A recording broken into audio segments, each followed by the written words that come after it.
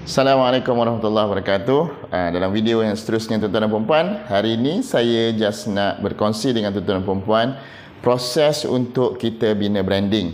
Okay, tuan-tuan dan puan-puan, bina brand bukan adalah suatu perkara yang sangat simple.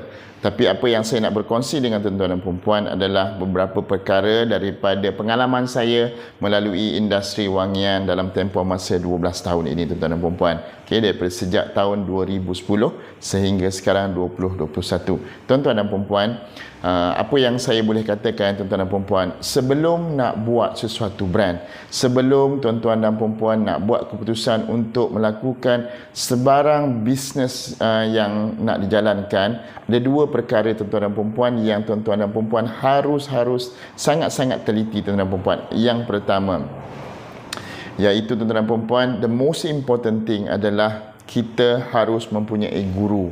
Kita harus belajar tuan-tuan dan puan-puan, sebab bisnes tidak berlaku dalam sekelip mata. So apa yang kita kena buat adalah kita kena banyak belajar. Carilah guru tuan-tuan dan puan-puan. Guru ada dua. Yang pertama dalam bidang yang kita lalui sendiri, dan yang kedua adalah daripada bidang-bidang yang lain. Contohnya, kalau dalam industri wangian, kita boleh berkongsi dengan tuan-tuan dan puan-puan. Kita ada juga trainer daripada marketing, kita ada juga daripada copywriting, kita ada juga daripada segi grafik design, kita juga memberi khidmat nasihat daripada segi branding, packaging dan sebagainya. Itu apa yang kita beri kepada usahawan-usahawan di bawah Perfume Heaven. So yang pertama tuan-tuan dan puan-puan, harus berguru tuan-tuan dan puan-puan.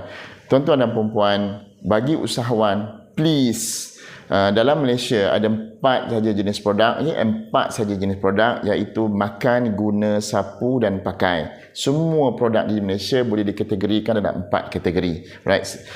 The most important thing adalah owner, tuan-tuan dan puan-puan ataupun siapa-siapa yang melihat video ini. Perkara yang pertama yang kita kena buat adalah owner sendiri kena pakai produk kita, kena makan produk kita, kena guna produk kita, kena do whatever it is tentang produk kita. Kita sendiri kena try. Sebab apa tuan-tuan dan puan-puan? Ramai produk dekat luar. Mohon maaf kalau ada dekat luar, janganlah buat begitu. Contoh, katalah kita buat seorang yang membuat industri kosmetik. Saya bagi contoh, kan? Ini hanya sebagai contoh. Contohnya, bila kita nak buat lotion tuan-tuan dan puan-puan ataupun dan sebagainya, kebanyakan orang yang dekat usahawan dekat luar, mereka tak guna produk mereka, mereka guna produk orang lain, tapi buat declaration bahawa produk mereka memberi kesan yang sangat baik kepada tubuh badan mereka. Itu adalah tidak beretika. Tuan-tuan dan puan-puan, the most important thing, you to become an entrepreneur, yang paling penting, kita kena pakai sendiri. Kita kena puas hati dahulu. Kita kena rasa bangga dengan produk yang kita nak keluarkan. So, apabila kita pakai tuan-tuan dan puan-puan, apa yang akan berlaku dekat kita adalah kita tahu tentang produk kita. So, bila kita nak bercerita dengan pelanggan-pelanggan, kita tak goreng. Dalam erti kata, kita bukan menipu pelanggan. Kita bercerita based pada pengalaman kita. Berapa lama tahan minyak wangi? Kualiti dia bagus atau tidak? Ada efek pada kulit ataupun tidak? Ada efek pada pakaian ataupun tidak? Sebab tuan-tuan dan puan-puan, kalau produk kita berkualiti, maka insya-Allah repeat sale akan berlaku. Kita tak nak letih nanti tuan-tuan dan puan-puan buat produk yang mana bila orang beli sekali saja. Bila orang dah tahu kualiti kita, maka orang tak nak membeli. So, rugi tuan-tuan dan puan-puan. Itu perkara yang pertama. Please, owner sendiri kena pakai produk yang kita nak keluarkan. Itu yang pertama tuan-tuan dan puan-puan. Yang kedua, sebelum kita nak buat bisnes, kita akan keluarkan nanti modal yang besar dan sebagainya. Ramai yang datang dekat saya, berbincang dengan saya, mendapat khidmat nasihat daripada saya.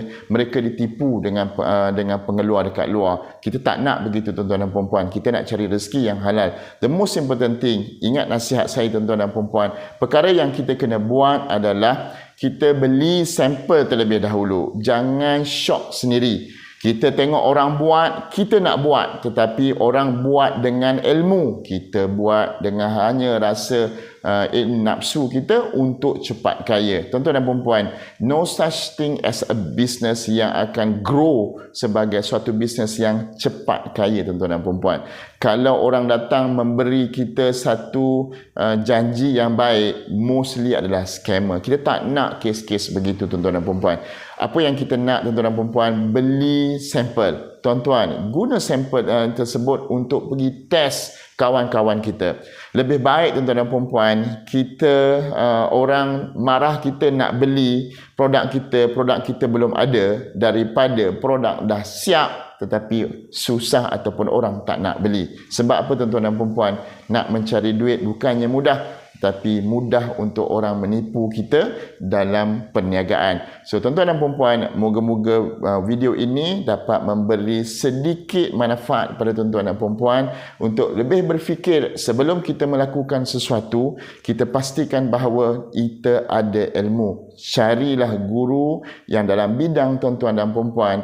Moga-moga dengan sebarang masalah yang kita timbul, kita dapat rungkaikan bersama tuan-tuan dan puan-puan. Sebab the most important thing bagi saya dan orang-orang yang di bawah saya yang saya bimbing, lebih daripada 350 syarikat, kita nak bina brand. Kita bukan hanya fokus semata-mata untuk nak menjual saja. Tuan-tuan dan puan-puan, berapa lama boleh jual? Umur 60, 70 tahun, kita dah tak mampu untuk menjual. So, kita tak nak macam tu. Kita nak fokus 3 ke 5 tahun, bina syarikat, bina brand tuan-tuan dan puan-puan. Selepas itu, brand itu akan meningkat dan memudahkan pelanggan membuat keputusan. Sebab the most important thing, kita jaga kualiti. Moga-moga video ini dapat membantu tuan-tuan dan puan-puan untuk melangkah ke era baru dalam membuat keputusan menjadi seorang usahawan. InsyaAllah, sehingga kita bertemu lagi tuan-tuan dan puan-puan, saya mendoakan kejayaan kepada tuan-tuan dan puan-puan. Assalamualaikum warahmatullahi wabarakatuh. Sehingga kita berjumpa lagi.